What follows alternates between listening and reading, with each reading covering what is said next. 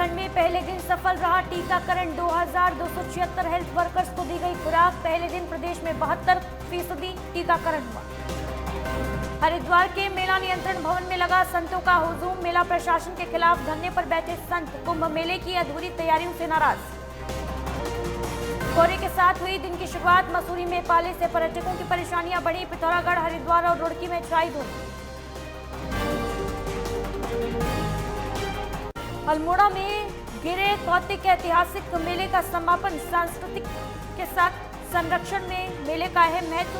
कार्यक्रम प्रस्तुत किए गए। और टिहरी में 15 दिवसीय उद्यमिता विकास कार्यक्रम। महिलाओं ने बढ़ चढ़कर हिस्सा लिया। स्वरोजगार के लिए महिलाओं को किया गया प्रेरित।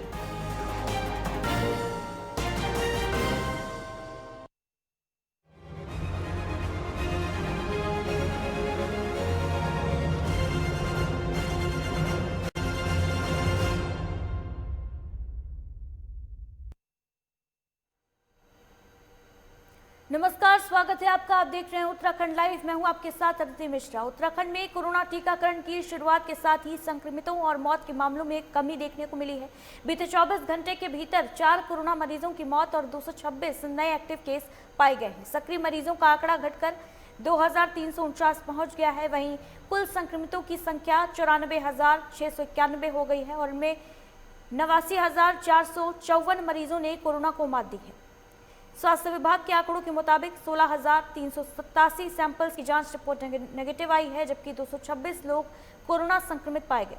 वहीं पहले की तुलना में कोरोना संक्रमितों और मरीजों की मौत में कमी देखने को मिली है।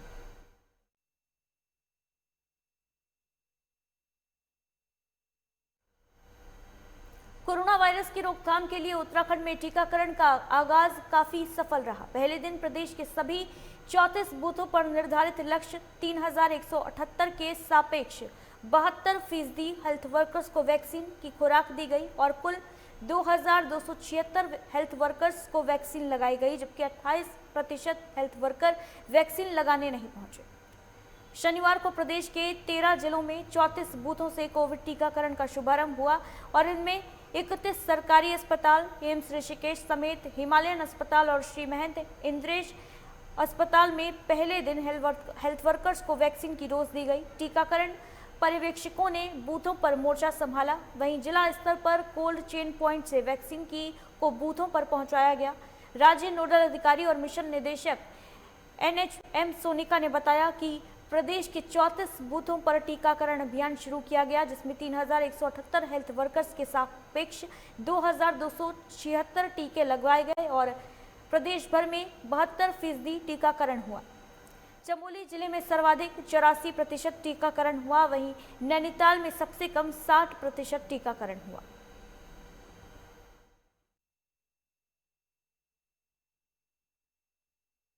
उत्तराखंड में पहले दिन वैक्सीनेशन काफी सफल रहा, जहां 72% हेल्थ वर्कर्स को कोरोना की वैक्सीन दी गई। कोरोना वैक्सीन की पहली डोज लगाई गई। वहीं 28% हेल्थ वर्कर्स वैक्सीन लगवाने नहीं पहुंचे।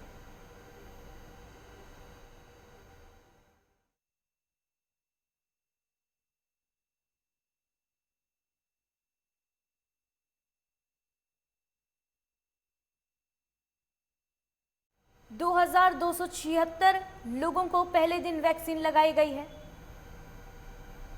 तो उत्तराखंड में वैक्सीनेशन अभियान पहले दिन का काफी सफल रहा।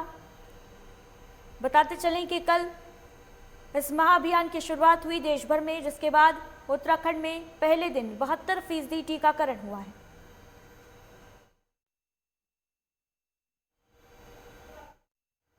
पुष्कर नेगी हमारे सहयोगी चमोली से इस पूरी खबर पर ज्यादा जानकारी के साथ लाइव जुड़ रहे हैं। पुष्कर, हेल्थ वर्कर्स को वैक्सीनेशन लगाया जा रहा है, लगातार ये प्रक्रिया जारी है और पहले दिन की अगर बात की जाए तो उत्तराखंड में बेहद सफल अभियान ये रहा, क्या कहेंगे?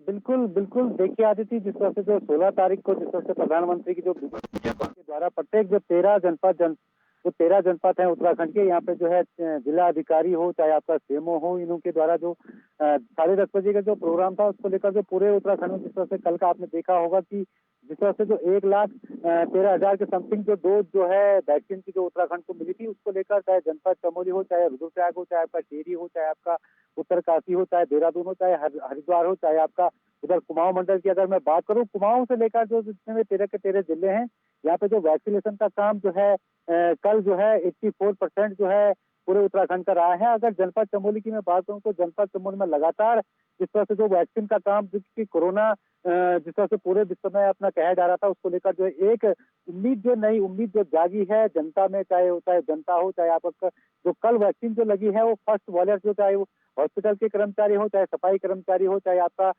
जो तमाम सारे जो फ्रंट में जिन्होंने काम किया, जो पिछले साल जो 2020 का जो साल था, इसमें जो जिन लोगों ने जो अपनी मेहनत, अपनी जो ज्यादा सेवाएं जो कोरोना वॉरियर्स के रूप में जिनको दिया, उनको तो कल जो है उत्तराखंड में जिस तरह से जो हम कह सकते हैं कि जिस तरह से लगातार जिस तरह से जो वैक्सीन आनी का इसका जो सपना जो है भारत के इतिहास में जो पहली बार जो है कि यहाँ पे देखने को मिला। उत्तराखंड की अगर मैं बात करूँ तो यहाँ पे जो एक शांतिपूर्ण ढंग से जो है कल का वैक्सीन का यहाँ पे जो प्रोग्राम था वो हुआ, लेकिन अभी तक जो है ऐसी कोई घटना नहीं आई है कि चाहे वो जनपद चमोली हो कि वैक्सीन से कोई एक ऐसी या रिएक्शन हो, चाहे आपका कोई ऐसा मामला जो सामने अभी तक नहीं आया। जनपद चमोली की अगर मैं बात करूं तो यहाँ पे जो है 131 लोगों को जो कल टीकाकरण यहाँ पे लगना था, तो इसमें से 110 लोगों को जो है जनपद चमोली में 2 बूथ बनाए गए थे। एक आपका कर्णप्रयाग जो हॉस्पिटल था, एक वहां का था, और एक जो मुख्यालय हमारा जो गोपेश्वर का था यहाँ पे बनाया गया। तो तमाम अब जाके जो है जिस तरह से जो कोरोना अपना ग्राफ बढ़ा रहा था, लेकिन अब जो है पूरे विश्व को जो है विश्व में जो कोरोना का जो ग्राफ था, अब लेकिन अब उत्तराखंड की अगर मैं बात करूं, यहाँ पे जो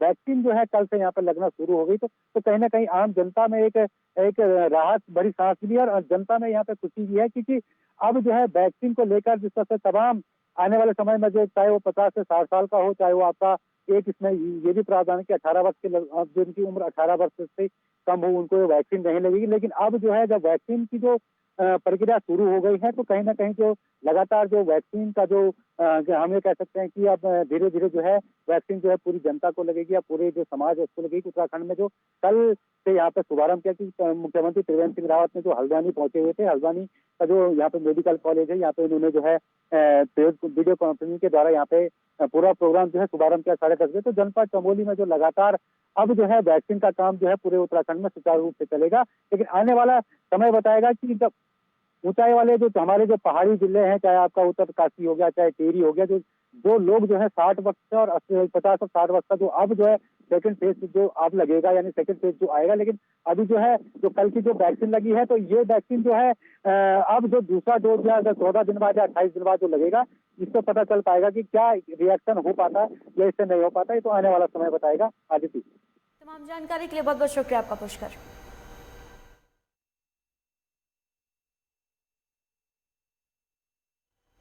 वे उत्तरकाशी में कोविड-19 वैक्सीन के पहले चरण में जिला चिकित्सालय और सीएचसी नौगांव में स्वास्थ्य कर्मियों को टीका लगाया गया। दोनों सेशन साइट पर 100 लाभार्थियों का टीकाकरण हुआ और जिला चिकित्सालय में 38 और सीएचसी नौगांव में 28 लाभार्थियों को टीका लगाया गया। टीकाकरण को लेकर स्वास्थ्य महकमे के अधिकारियों और कर्मचारियों में काफी उत्साह नजर आया। वहीं उत्तरकाशी जिले में कोरोना वैक्सीन का पहला टीका सीएमओ डॉक्टर डीपी जोशी को लगाया गया।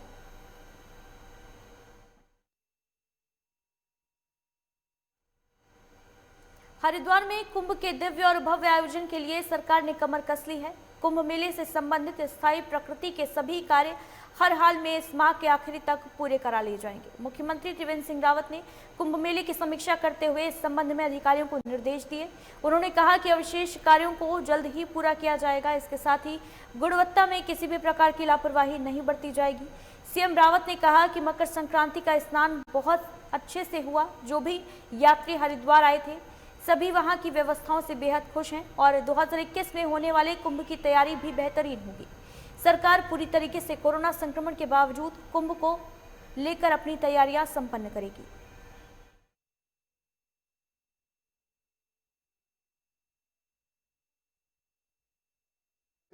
ट्रायल था वो तो बहुत अच्छे तरीके से हुआ है।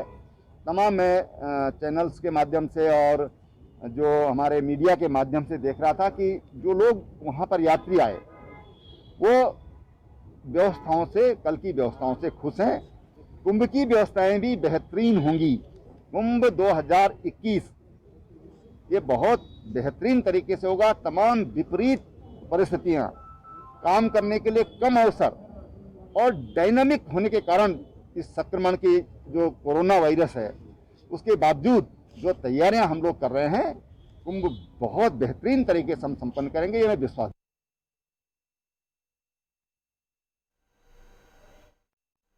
नवीन शुक्ला हमारे सहयोगी देहरादून से फोन लाइन पर मौजूद है तमाम जानकारी के साथ। नवीन, कुंभ मेले को लेकर लगातार तैयारियां जारी हैं और दिव्य और भव्य बनाने की तैयारी कर रही है सरकार। मुख्यमंत्री त्रिवेंद्र सिंह रावत ने भी इसको लेकर बयान दिया है, लेकिन कहीं ना कहीं देरी भी देखने को मिल रही है, क्या कहेंगे? जी, निश्चित तौर पर आपको बता दें कि अभी 14 तारीख को जो मकर संक्रांति के दिन जो व्यवस्थाएं थी पूरी तरीके से चाक चौबंद की गई थी। इसके साथ ही कोविड चल रहा है, तो हालांकि सतर्कता भी बरती जा रही है। थोड़ी देरी जरूर हो रही है, इसमें संत समाज में नाराजगी भी है, लेकिन कहीं ना कहीं मुख्यमंत्री त्रिवेंद्र सिंह रावत ने साफ तौर पर कहा है कि जो भी कुंभ की व्यवस्थाएं हैं उसे पूरी तरीके से चाक चौबंद किया जाएगा। व्यवस्थाएं चाहे जो तीर्थयात्री आएंगे, चाहे उनकी रहने की व्यवस्था हो या फिर ठहरने की व्यवस्था हो या फिर और अन्य संसाधनों को, तो वो पूरी तरीके से तैयारियां की जा रही हैं। अधिकारियों को दिशा निर्देश दिए गए हैं कि कुंभ में किसी भी प्रकार की ढिलाई ना हो, यात्रियों को किसी भी प्रकार की दिक्कत ना हो। इसके साथ ही आपको बता दें, क्योंकि अब कुंभ के लिए समय भी काफी कम बचा हुआ है, तो इस जो प्रशासन और शासन है वह अपनी पूरी तैयारियों में लगा हुआ है, अंतिम रूप देने में लगा हुआ है। तमाम सारी जो व्यवस्थाएं हैं उसको दुरुस्त किया जा रहा है, चाहे लाइट की व्यवस्था हो या फिर तीर्थयात्रियों की रहने की व्यवस्था हो। इस पर भी पूरी तरीके से ध्यान दिया जा रहा है। और साफ तौर पर मुख्यमंत्री त्रिवेंद्र सिंह रावत ने भी यह कहा है कि जो भी श्रद्धालु उत्तराखंड पहुंचेंगे उनको कोई भी दिक्कत नहीं होगी। और इसका जीता जागता सबूत अभी जाने वाला जो अभी 14 तारीख है मकर संक्रांति के दिन जो व्यवस्थाएं थी वह पूरी तरीके से ठीक थी। तो कहीं ना कहीं मुख्यमंत्री त्रिवेंद्र सिंह रावत ने साफ तौर पर यह कह दिया है कि कुंभ में जो भी यात्री आए वह पूरी तरीके से निश्चिंत होकर उत्तराखंड पहुंचे और उन्हें किसी भी प्रकार की दिक्कत नहीं होगी। तमाम जानकारी के लिए शुक्रिया आपका नवीन। वहीं हरिद्वार में कुंभ मेले की अधूरी तैयारियों को लेकर संत भड़क गए। जूना अखाड़े के संत मेला नियंत्रण भवन पर पहुंचे और धरना दिया और इस दौरान संतों ने कहा कि हरिद्वार कुंभ में आने वाले संतों के लिए व्यवस्थाएं नहीं है। जूना अखाड़ा के महामंत्री प्रेम गिरी के नेतृत्व में सीसीआर के गेट पर धरना दिया गया। हरिद्वार में कुंभ विकास कार्यों के अंतर्गत बनाई गई 2 सड़कों की गुणवत्ता निर्धारित मानकों पर फेल हो गई है। वहीं सूखी नदी पर निर्मित डबल लेन बो स्ट्रिंग पुल भी थर्ड पार्टी की तकनीकी जांच में फेल हो गया और सड़कों और पुल की गुणवत्ता खराब होने से मेला के तकनीकी प्रकोष्ठ ने निर्माण एजेंसियों का जवाब तलब किया है। हरिद्वार में करोड़ों रुपए की लागत से कुंभ कार्य हो रहे हैं, अधिकतर कार्य पूरे हो चुके हैं। वहीं कुंभ मेला प्रशासन की ओर से निर्माण कार्यों के भुगतान कराने से पहले थर्ड पार्टी तकनीकी जांच कराई जा रही है और जांच में कई खामियां सामने आ रही हैं। संजय पुंडीर हमारे सहयोगी इस पूरी खबर पर ज्यादा जानकारी के साथ लाइव जुड़ रहे हैं। संजय, कुंभ को लेकर तैयारियां लगातार जारी है, वहीं कई कामों में खामियां भी देखने को मिली है, जिसके बाद संत समाज में काफी आक्रोश नजर आ रहा है। क्या कुछ अपडेट है? कुंभ में अब कुछ ही समय शेष रह गया है। वहीं कुंभ की तैयारियों को लेकर लगातार ही जो साधु संत है वो लगातार ही आक्रोशित है। हालांकि मेला नियंत्रण भवन के पास इन्होंने धरना किया है। हालांकि जितने भी कार्य जल्दबाजी में हो रहे हैं वो कहीं ना कहीं उनकी गुणवत्ता में पूरी तरह कमी दिखाई दे रही है, जिससे लगातार संत आक्रोशित है और लगातार ही प्रदर्शन कर रहे हैं। अब देखने वाली बात होगी कुंभ की नोटिफिकेशन जारी होने से पहले क्या यह अधूरे काम हो पाएंगे। लगातार ही शासन जो मेला प्रशासन है वो लगातार ही दावे कर रहा है कि कुंभ के जो अधूरे कार्य है वो पूरे हो गए हैं, लेकिन अगर जमीनी हकीकत की बात की जाए तो कहीं ना कहीं अधूरे कार्य वो अधूरे ही है और जो उनके कार्यों की गति है वो भी पूरी तरह से कठोर गति की चाल चल रही है, जिससे कहीं ना कहीं साधु संत लगातार आक्रोशित दिखाई दे रहे हैं। जी अदिति। संजय, कार्य अधूरे भले ही हैं, लेकिन जो पूरे कर लिए गए हैं उनमें भी कहीं ना कहीं गुणवत्ता की कमी पाई जा रही है थर्ड पार्टी की जांच में। इसको लेकर क्या कुछ जानकारी है, क्या कार्रवाई हुई है, जवाब तलब हुआ है? बिल्कुल, लगातार ही मेला प्रशासन दावा कर रहा है कि जो कार्य है वो पूरे हो गए हैं और आपको बता दें सबसे बड़ी बात जो कार्य पूरे हुए हैं वो कहीं ना कहीं उनकी गुणवत्ता में कहीं है। थर्ड पार्टी जो जांच हुई है, जिस तरीके से लगातार सड़कें बनी है वो कहीं ना कहीं वो जो गुणवत्ता उनकी होनी चाहिए वो नहीं है। इसको देखते हुए भी लगातार ही सरकार ने जवाब तलब किया है। अब देखने वाली बात होगी क्या ये पैसों की बंदरबाट यूं ही हो जाएगी या फिर इन अधिकारियों के खिलाफ भी कोई कार्रवाई हो पाएगी। जी अदिति। बिल्कुल, तमाम जानकारी के लिए बहुत बहुत शुक्रिया आपका संजय।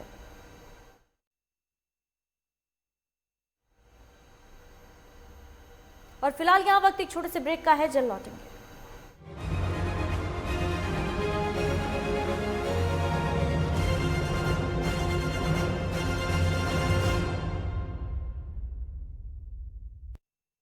सच्ची सहेली, सच्ची सहेली, सच्ची सहेली। कितनी बार बता चुकी हूँ कि सिर्फ सच्ची सहेली ही है महिलाओं की नंबर 1 औषधि एवं टॉनिक। तो फिर भी आप अपना ध्यान क्यों नहीं रखती? आज ही नजदीकी मेडिकल स्टोर से सच्ची सहेली आयुर्वेदिक सिरप अपने घर ले आएं, ताकि घर को स्वस्थ रखने वाली खुद भी रहे बिल्कुल स्वस्थ। सिर्फ 2 चम्मच दिन में 2 बार रोजाना। सच्ची सहेली, महिलाओं के लिए सबसे भरोसेमंद औषधि एवं टॉनिक। कानूनी दांवपेच में उलझी जिंदगी, इंसाफ की आस में लंबा इंतजार, अदालतों पर बढ़ता बोझ, बदलते कानून का क्या है सरोकार? लीगल एक्सपर्ट से जानेंगे उपाय।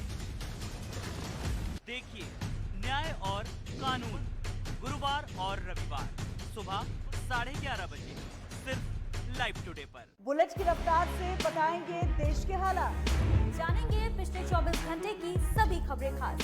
देखिए 3 की बात हमारे साथ एक नए अंदाज में।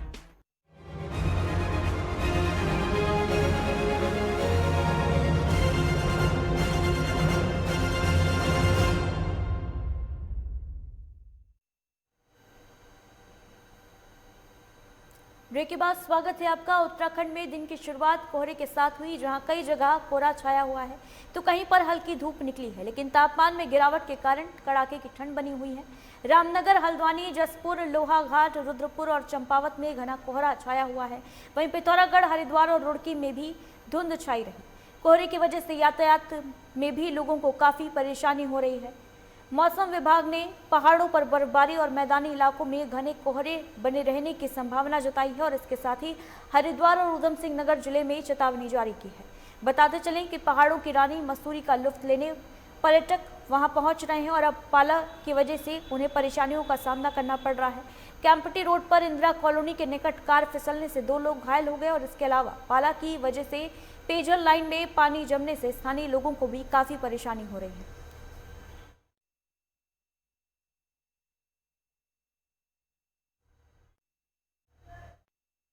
संजय पुंडीर हमारे सहयोगी हमारे साथ लाइव जुड़ रहे हैं तमाम जानकारी के साथ। संजय, मौसम लगातार करवट बदल रहा है और एक बार फिर बर्फबारी की संभावना मौसम विभाग ने जारी की है, जिसके बाद कहीं ना कहीं लोगों की परेशानियां बढ़ने के आसार हैं।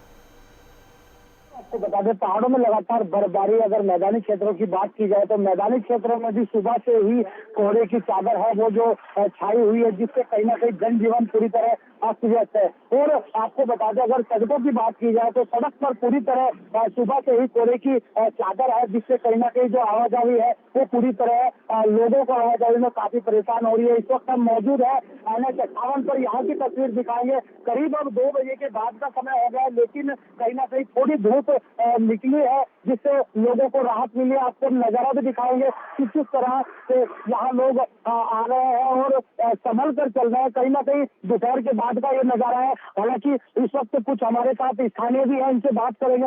आपका नाम क्या है? अब किस तरह की ठंड है आज? आज तो बहुत ठंड है। किस तरह का शाम का प्रभाव कैसा है? शाम तो ऐसा है, बिल्कुल हाथ भी नहीं खुल रहे हैं, इतनी ठंड है। और बहुत ज्यादा ठंड की वजह से ना कोहरा अभी कभी चमक रहा है तो कभी नहीं चमक रहा है। अभी चमका है थोड़ी देर पहले। तो कहीं ना कहीं जो स्थानीय है उनका साफ यह कहना है कि पूरी तरह काम पर भी प्रभाव है। कहीं ना कहीं उनके काम काज पूरी तरह ठप हो चुके हैं, लेकिन पहाड़ों में इसी ठंड का लोग लुत्फ उठा रहे हैं। पूरी तरह पहाड़ों की बर्फबारी का आनंद ले रहे हैं। जी अदिति। संजय, वहीं ठंड से बचाव के लिए प्रशासन ने क्या कुछ व्यवस्थाएं की हैं, क्या जानकारी है इसको लेकर? बिल्कुल, लगातार ही शासन प्रशासन दावा करता है कि ठंड के लिए अलाव का प्रबंध किया गया है, लेकिन जब हमने ग्राउंड रिपोर्टिंग की तो जो यात्री आते हैं वो भी पूरी तरह आक्रोशित है। कहीं ना कहीं उनका कहना है कि कुंभ नजदीक है, उसके बावजूद भी यहाँ जो प्रशासन है वो नहीं जाग रहा है, लगातार ही वादे करता है, लेकिन कहीं ना कहीं जो यात्री है, श्रद्धालु है, उन्हें ठंड के चलते काफी परेशानियों का सामना करना पड़ रहा है। जी, तमाम जानकारी के लिए शुक्रिया आपका संजय।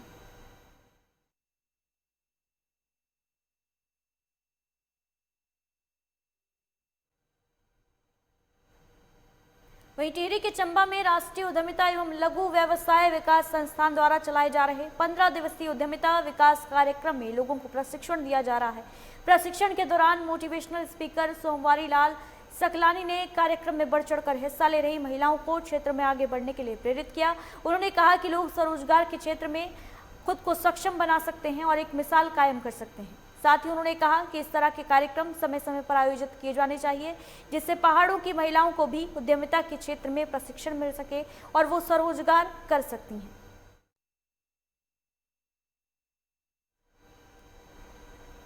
और इस बीच मंगलौर से बड़ी खबर आ रही है। दहियाकी गांव में इंसानियत शर्मसार हुई है। पति पत्नी के झगड़े ने बच्चों की जान ले ली। पिता ने 2 मासूमों को गंग नहर में फेंक दिया, जिसके बाद पुलिस ने एक बच्चे के शव को बरामद किया है। वहीं दूसरे बच्चे के शव की तलाश जारी है।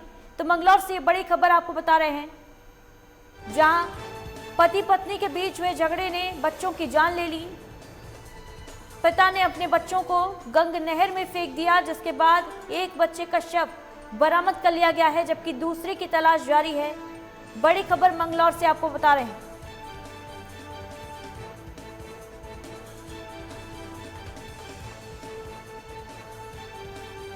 रेस्क्यू लगातार जारी है। एक बच्चे के शव को बरामद कर लिया गया है, जबकि दूसरे की तलाश की जा रही है। एसडीआरएफ की टीम रेस्क्यू में जुटी हुई है,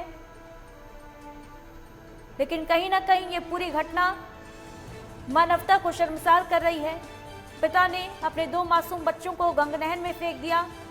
पति पत्नी के बीच हुए झगड़े में बच्चों की जान चली गई।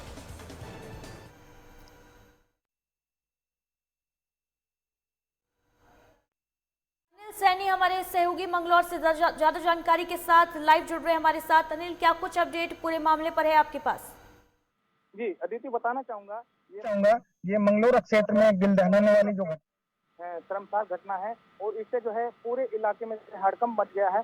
पुलिस के अनुसार, एसपी देहात के अनुसार जो है ये जो व्यक्ति है, इसका जो पत्नी थी इसके साथ जो है मतलब जो ठीक ठाक संबंध नहीं थे। और नॉर्मल की बात है कि ये पत्नी से मतलब पत्नी से परेशान रहता था और कहीं ना कहीं बच्चों को एक्चुअली जो सोतेली माँ के मतलब जैसे इसके अपने बच्चे नहीं थे, ये मतलब दूसरी शादी थी, तो कहीं ना कहीं जो है ये उनसे परेशान होकर जो है पुलिस ने जो है दोनों बच्चों को जो है नहर के पुल में जो है नहर के पुल से निकाल कर गंग नहर में डाल दिया। आवाज साफ हम तक नहीं पहुंच पा रही है। फिलहाल तमाम जानकारी के लिए शुक्रिया आपका।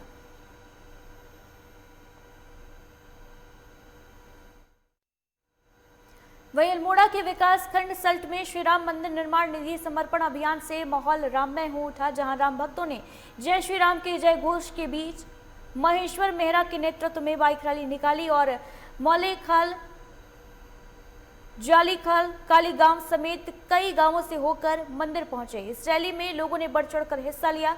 बताते चलें कि श्री राम मंदिर निर्माण निधि समर्पण अभियान के जरिए हर घर से मंदिर निर्माण के लिए चंदा मांगा जा रहा है, जिससे सभी लोग मंदिर निर्माण में अपनी भूमिका निभा सकें।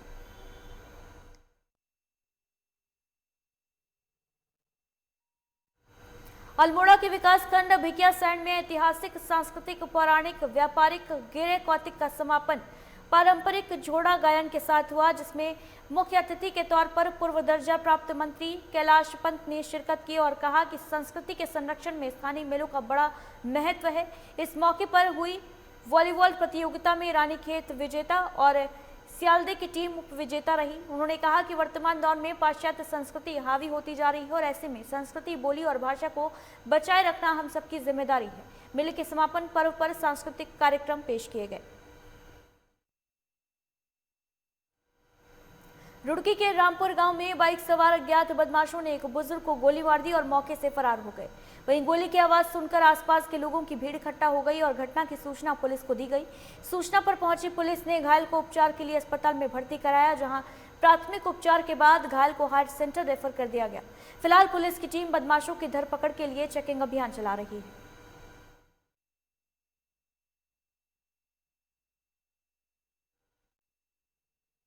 इरफान सन ऑफ हमीद, जिनकी उम्र लगभग 70-75 वर्ष है, उनको किसी ने गोली चलाई है। डॉक्टरों के द्वारा उनकी हालत खतरे से बाहर बताई गई है, लेकिन फिर भी एहतियातन उन्हें बेहतर चिकित्सा हेतु एम्स ऋषिकेश रेफर किया गया है। इस संबंध में परिजनों से भी बात की जा रही है और आस पड़ोस के लोगों से जानकारी एकत्रित की जा रही है। प्रथम दृष्टया लोगों का मानना है कि शायद मिस्टेकन आइडेंटिटी के कारण उन पर यह गोली चली हो सकती है, लेकिन सभी संभावित पहलुओं से उक्त घटना के बारे में जानकारी जुटाई जा रही है और साक्ष्य संकलन की कार्रवाई अमल में लाई जा रही है। रुड़की में सिविल लाइन कोतवाली पुलिस ने एसबीआई का एटीएम उखाड़ने आए गिरोह के एक युवक को गिरफ्तार किया है, जबकि 5 आरोपी पुलिस की गिरफ्त से दूर हैं। वहीं पकड़े गए आरोपी के पास से पुलिस ने एक gas cylinder, regulator, gas cutter के अलावा एक 315 बोर का तमंचा बरामद किया है। फिलहाल पुलिस फरार आरोपियों की तलाश में जुटी हुई है। शर्मा थाना मोबाइल के साथ गश्त ड्यूटी पर थे तो एसडीएम चौक के पास 2 वाहन संदिग्ध अवस्था में खड़े दिखे, जिनको रोककर पूछताछ करने की कोशिश की गई तो उक्त वाहन के ड्राइवरों के द्वारा गाड़ी आगे ले जाई गई, भगा ली गई। नज़दीक स्थित एसबीआई एटीएम को चेक किया गया तो उसमें से कुछ लोग निकलकर भागे, जिसमें से इन्होंने उनका पीछा किया। पीछा करने पर एक अभियुक्त के द्वारा तमंचे से फायर किया गया पुलिस पार्टी पर। पुलिस पार्टी बाल बाल बच गई, लेकिन घेर घोट कर उसे कब्जे में लिया गया। उसके पास से तमंचा बरामद किया गया। उसकी निशानदेही पर एसबीआई एटीएम के अंदर से oxygen cylinder, gas cylinder, gas cutter और एटीएम काटने के अन्य टूल्स बरामद किए गए।